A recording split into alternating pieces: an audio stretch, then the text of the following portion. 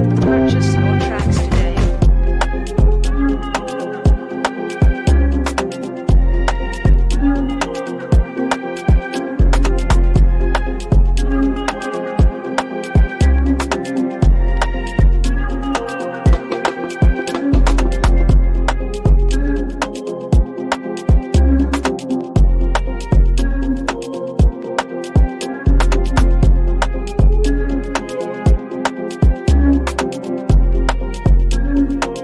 Purchase your tracks today.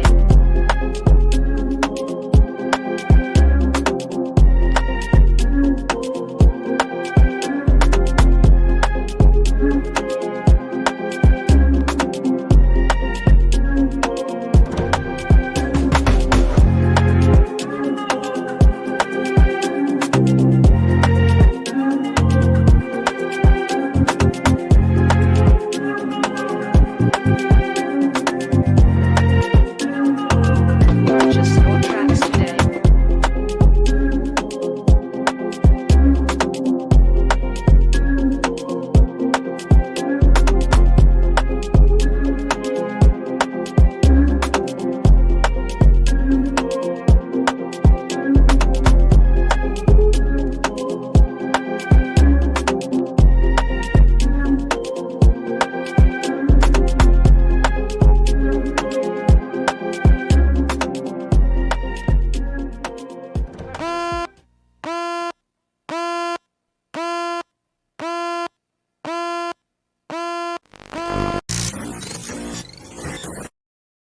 You are watching a master at work. Hello, everybody. This is your captain speaking. Rafael Chacín, as known as El Capitán Rafucho. And welcome, everybody, to another episode of Two Persons in a Coffee, which we had an interview with some of the journalists, analysts, also influencers, basketball athletes, anything can happen. In this edition, we have the special guest right now because he's one of those MMA journalists that he wrote for Cage Side Press. And of course, he knows everything about the UFC and other things like mixed martial arts. But yes, and it's a great pleasure to have him introduced to a man who has no introduction. So, ladies and gentlemen, Mr. Gabriel Gonzalez, how's it going? I'm doing very well. Thank you. I love the introduction. It's a pleasure to be here, Rafael. Pleasure to meet you and be on the show. All right. So right now, let's start with the first topic, which is the Noche UFC between Alexa Grasso versus Valentina Shevchenko. So I know for a fact that we just saw the UFC night between Grasso versus Shevchenko for the championship. But we just blew away about the judges, about the numbers, the performance, and I thought that Valentina Shevchenko is gonna win to recover the title, but it was Alexa Grasso just won by the title. But the only thing that we just shocked and modded about it, that was the judges. That it kind of like they're very impressed about it. So it doesn't make any sense at all. But give me any other thoughts about the Noche UFC between the fight between Alexa Grasso versus Valentina Shevchenko, and what kind of a decision that the judges that just saw for the fight. Yeah, it's a funny thing, watching it, and the people who are sitting next to me, we thought, okay, that should be 3-1 Valentina, or sorry, 3-2 Valentina. By the end of it, I get back and other journalists are telling me, no, I had it 3-2 Alexa. And so in terms of judging, I do admit it. First, it was a close fight. I think what you saw, you saw a very hungry, very determined Valentina, and quite bluntly, a very mature and very, I don't know how else to say it, just grown into herself Alexa. I thought that she, much better than obviously in March. I thought she did very well against a very tough Valentina. I think at the end of it, Alexa came closer to finishing Valentina 2 times than Valentina did to Alexa. So I think you have to acknowledge all of that. It was still a very competitive fight. They're not judged overall, they're judged by the round, and by the round, several of those were close, could have gone Valentina. Obviously round 1, Alexa Valentina is a very tight one. The rest felt much more dominant for either fighter. And then in terms of the judging, yes, that 5th round, Valentina is winning 4 minutes. Alexa, I give her credit. She almost finished Valentina. I think other referees might have stopped it when you see Valentina not blocking shots, but that's still too much control for Valentina to give it a 10-8 in my opinion. And I don't know if you saw Ariel Helwani says that they're holding a meeting, I believe tomorrow, to address this about what constitutes as a 10-8. So I do think that there is there's something being addressed there, that the judging on that scorecard in particular, I think it unanimously didn't feel like the judges agreed with that. But look, these things happen in the moment and you have to go with it. You can't really change it. But yes, it felt very weird. 10-8, just when you win 4 minutes and you lose the last one, no matter how bad, it just doesn't make sense. Also, I felt like Valentina recovered still. She didn't lose the full minute, in my opinion. So there you go. Yeah, that's exactly, because I just saw for like two powerful women at the octagon, like Alexa Grasso and Valentina Shevchenko, because I really thought that Valentina Shevchenko could handle this title, because that's like a second part of that match between Alexa Grasso versus Valentina Shevchenko. But in my opinion, right now, I mean, Valentina Shevchenko got the whole force into the octagon, because she would handle it like everything that like the last few rounds. But Alexa Grasso just grabbed it like she handled it after the rounds, sort of about a weird choke and everything. But the decisions of the judges was very controversial. But I think that it's gonna be like a more cycle, because in my opinion, Valentina Shevchenko should have won for the title. But the judges did say, hey, no, we could have this look at this decision right now. So let's talk about for the second topic of this one. So between for the UFC, because we just saw like a lot of rumors, but this one it's very important right now. So have you ever guys have Jon Jones, which is the Jon Bone Jones? Because right now it seems that it's been active for like since 2008. And right now he's been like doing for 50 years of his career for the UFC and mixed martial arts. So it's getting closer to, because right now, even his 15 years of career, would you see like a possible retirement about the career of Jon Jones? Because as a matter of fact, he became one of the youngest champion at UFC ever in the history. And I think he's been more of like the serious controversies, and he lost to the 3 titles as a result of disciplinary action. And over the 2023, he after the 3 years, he won the heavyweight championship after zero gain, and he's one of the greatest second mixed martial arts in history. So my question for you, is it possible to Jon Jones is going to be this last year at the UFC? It's like a possible retirement. I believe so. I think that when Jon Jones is thinking about this as a business in his career, yes, he's been at this a long time.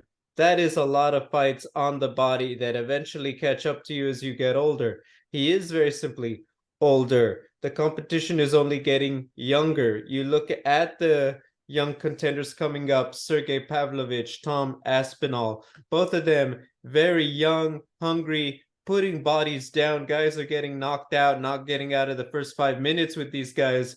And for Jon Jones, who has done so much, who is, to a lot of people, the very best UFC fighter, mixed martial arts fighter ever, I think that Jon Jones looks at his career and he sees it as, there will always be another guy. There's always going to be another young man who wins his fights and gets to challenge for the belt. But for me, at what point is it now I'm just staying too long? He looks at a guy like Khabib Nurmagomedov, retires undefeated. George St. Pierre retires with the title, comes back, retires with the title again. I think that Jon Jones thinks about when is the right time to leave like that for his legacy.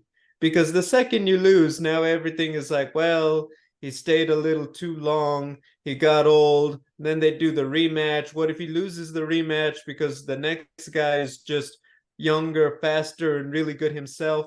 So I think that Jon Jones is seriously thinking about this. Now, the UFC will, let's say he wins against Stipe Miocic. There's 2 top contenders. The UFC will give him a lot of money to stay and fight one of them. And if he loses, they will give him even more money to do the rematch because that is so much business, Jon Jones redemption and everything else. So I think that there's always going to be talk of Jon Jones staying for one more, but I think that right now he wants Stipe Miocic for his legacy. He retires defeating on paper the best UFC heavyweight champion they ever had. And then after that, if he stays for the money, if he stays because he feels that good physically to do one more, maybe. But now he is in a stage of his career. He asks himself, will there ever be a better time in March? Will there ever have been a better time to say, thank you, everyone, I'm moving on? I don't know. And only he does. But I do think seriously, it doesn't get any better than this for Jon Jones if he wins anymore. Now it's just about the next guy getting an opportunity. Yeah, that's exactly, because I've been seeing like a lot of things gonna happen like the UFC, but because 2023 was the year that we just saw the Amanda Nunes retirement, Jorge Masvidal retirement. I mean, there's a lot of potential like athletes that the UFC had to go for like the last fight and everything, because we just saw like Nick Diaz return at the UFC just like a few years ago. But right now, let's give it the opportunity to give for the youngest people, like the rookies at the UFC, who may like anything could happen. And the possible return of Conor McGregor, he kind of shocked the entire world. But it's like, because right now they have a much possibility to see what are the newest fresh faces at the UFC. Because speaking about of the freshest new face at the UFC, is it possible to see like what are these breakout stars like Jack Della Maddalena? Now I know for a fact because he just won at big at the UFC Noche at Las Vegas. So it kind of like the Jack Della Maddalena has a lot of things to do at the UFC. Growing up as an athlete of mixed martial arts, and he involves like this combo of the grappling too. So giving him the thoughts, if Jack Della Maddalena has the potential to be like one of the fewest breakout stars at the UFC. Yeah, absolutely. I think the first thing you got to remember, Jack Della Maddalena is in a very tough weight class. I think that if you ask everybody top to bottom which are the best weight classes in terms of talent and skill, they would tell you it is 135, 155, and 170. And you know that weight class has so many people, so Jack has his work cut out for him. That being said, he's looked fantastic. Covered a couple of his fights. Is getting better. I think he's really maturing into himself at the perfect time. I thought he looked fantastic against Kevin Holland. I thought his adjustments, I thought that Kevin started out really good. And I think that is full credit to Jack Della Maddalena that he made those changes in between rounds as the fight went on to come back and really win that fight with, pretty strongly. I don't think that, I think he started getting away from Holland as the fight got closer. Excuse me. So I do think it is, very possible for him. Anytime you have someone new doing well, it makes it more interesting, right? Because now you have a new player, and then as a fan, you also think, could this be the next big thing? The final thing I want to acknowledge for Jack is he does this at a great time because UFC just signed a deal with Australia to bring more big events there every year. So obviously, knowing you have a star like Jack, when you sign this, similar to in the United Kingdom or in the Middle East, having guys like Jack who are on a roll that will bring a crowd to that market every time they go is huge. You know they're going to give Jack big fights on those cards because he's doing well, because they want to have something for the local audience there. So I think that makes it perfect opportunity for Jack to really move up. I think he gets a big fight in his next fight. I wouldn't be surprised to see him do a main event. I wouldn't be surprised to see him maybe on a pay-per-view against another top-ranked guy. And next year, we're talking about 2025. Is Jack Della Maddalena ready for title fights, title eliminator type of matchups? Yeah, that's exactly. I mean, Jack Della Maddalena has a bright future at the UFC because we just saw like like in clashing styles of grappling, of takedown defense and everything. But it seems like they had like a bright future with UFC, because after we just saw like a brand new generation of the UFC at the time, which is growing up watching like Chuck Liddell, Jon Jones, Damian Cormier. So right now we just moved to another next generation. For example, Chad de la Maddalena. Also, they got Alexa Grasso, Israelis and Della. Also, they got Sean O'Malley. I mean, you can name it a bit, because right now we're just living at the truth in a new generation at the UFC, going out for anything could happen, because we're just giving it like a time for the new prospects at the UFC. And right now, let's just move on for the next topic, which is very important, because right now this Saturday is going to be UFC Vegas 1719, which is between Rafael Fiziev versus Mateusz Gamrot. And I know I had a difficult to pronounce that names right now, but I mean, this is like a fascinating class of styles. I mean, Fiziev is like a pure striker with a sharp takedown defense. And Gamrot is very best at grappling, which made the league an interesting back and forth determined engagement. I mean, they just scheduled for 5 rounds. I mean, Gamrot is getting more experience in championship. Has done like a 2 division champion KCW. Also, Fiziev returns for the first time since his loss against Justin Gate in London. I mean, he has a dynamic striker, and for Gamrot, he's responded to oppose the top contender last October, which is almost 1 year ago, just like between the veteran Benny Dariush in UFC 218. So give me any thoughts about the preview between Rafael Fiziev versus Gamrot at UFC Vegas 79. Yeah, I think the thing that people forget about Gamrot is that he's similar to Dracus du Plessis. It was a champion in Poland in a big promotion, so his experience is really good. I believe he was a 2-division champion there, if I'm not mistaken, too. So his experience in 5-round fights under bright lights, it's a lot bigger than I think the UFC fans realize, because he is rather new to being in those big fights in UFC. Now, stylistically, that's kind of the thing. There are times when, I think the Dariush fight is a perfect example. I really expected them to grapple. They really stayed on the feet for a lot of that. And if you talk about Gamrot's game, I think the big part is that he is very well-rounded. He's good on the ground. He's very well conditioned for 5 rounds. He's not bad on the feet. All those weapons are trouble for a guy like Fiziev, who, yes, is great takedown defense, but we know what he wants to do. Keep this on the feet and make things happen, similar to an Israel Adesanya in that way. Of course, they could grapple, but they know where they like to fight, and that's what they try to implement. For Fiziev, obviously speed, obviously just technicality. If he can keep this fight for 25 minutes and lead the dance, you expect him to dominate and quite simply look very good doing it. However, if Gamrot starts to work the grappling with the striking, you have to imagine it becomes a very different fight, much longer, much harder for Fiziev. Obviously, kicks are a big part of the game. Slow down Gamrot's movement. For Gamrot, maybe even try it a little bit too, make it easier to get those takedowns. But I expect calf kicks to be a big part of the story on Saturday. I expect whether or not Gamrot goes for the takedowns is the big story.